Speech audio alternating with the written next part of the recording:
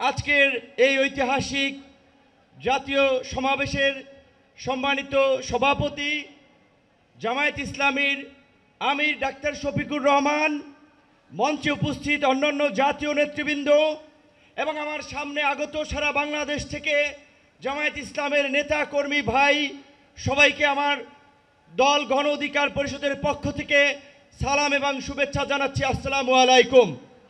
প্রিয় বন্ধুগণ, আপনাদেরকে একটি কথা স্মরণ করিয়ে দিতে চাই।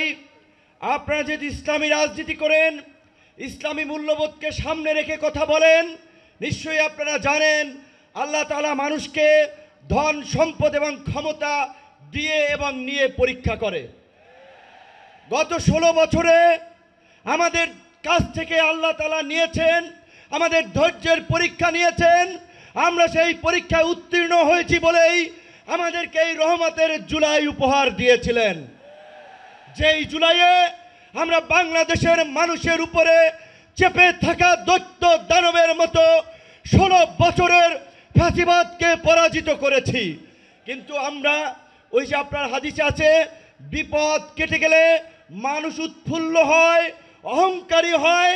তাই আমরা দেখতে পাচ্ছি এই গণ অভ্যুত্থানে আমাদের অংশীজনেরা, মজলুমরা আজকে উৎফুল্ল অহংকারী হয়ে জালিম হয়ে উঠছে। তাই আপনাদেরকে মনে করিয়ে দিতে চাই, আমরা যদি সীমা লঙ্ঘন করি, শেখ হাসিনার মতো আল্লাহ পাকও কিন্তু আমাদেরকে ছাড় দিবেন না।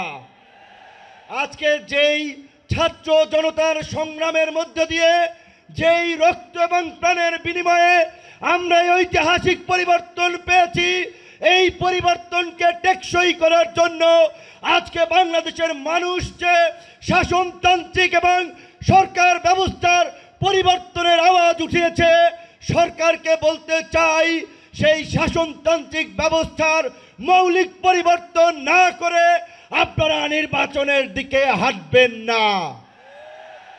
নির্বাচনের আগে সমস্ত রাজনৈতিক দল যেন নির্বিঘ্নে প্রচারণা করতে পারে, নিরপেক্ষ একটি প্রশাসনিক এবং রাষ্ট্র ব্যবস্থা থাকে, সেই লেভেল প্লেইং ফিল্ড নিশ্চিত করতে হবে, যেটা আজকের এই সমাবেশের একটি দাবি।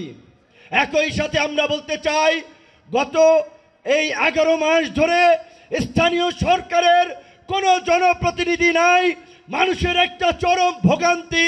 তাই অনতিবিলম্বে স্থানীয় সরকার নির্বাচনের মধ্য দিয়ে জনগণের এই দুর্ভোগ লাঘব করেন। আমার ভাই, আমার সহকর্মী, সহযোদ্ধা বন্ধু জাহিদুল ইসলাম বলেছে, আমিও তার সাথে একাত্মতা পোষণ করে বলতে চাই। অনেকেই আমাকে ইয়ার্কি করে বলে, ভাই ডাকসুর চাবি কি আপনি নিয়ে গেছেন নাকি? ডাকসু তো আর খোলে নাই আপনার পরে। তো আমি বলতে চাই, ডাকসু সহ সকল ছাত্র সংসদ নির্বাচনের মধ্য দিয়ে ছাত্র রাজনীতিতে একটি গুণগত পরিবর্তনের ধারা এই সরকারকে শুরু করতে হবে। একই সাথে আমাদের এই অঙ্গীকারের বিনিময়ে এই পরিবর্তনকে দীর্ঘস্থায়ী করার জন্য, এই জুলাইয়ের সুফল মানুষের কাছে পৌঁছে দেওয়ার জন্য ঐতিহাসিক যে জুলাই ঘোষণাপত্র এবং যে জুলাই সনদ, আমরা আশা করি সরকার সেটি এই জুলাই মাসে বাস্তবায়ন করবে। অন্যথায় জুলাইয়ের অংশীদাররা এই সোহরাওয়ার্দী উদ্যানে যেমনি কিছুদিন আগে ইসলামী আন্দোলন সমাবেশ করছে, জামায়াত করছে, অন্যান্য দল করছে, সরকার যদি জুলাইয়ের ঘোষণা এবং জুলাই সনদ দিতে ব্যর্থ হয়, আমরা জুলাইয়ের অংশীদাররাই ঐক্যমতের ভিত্তিতে এই সোহরাওয়ার্দী উদ্যানে আমরা ঘোষণা করব। ধন্যবাদ।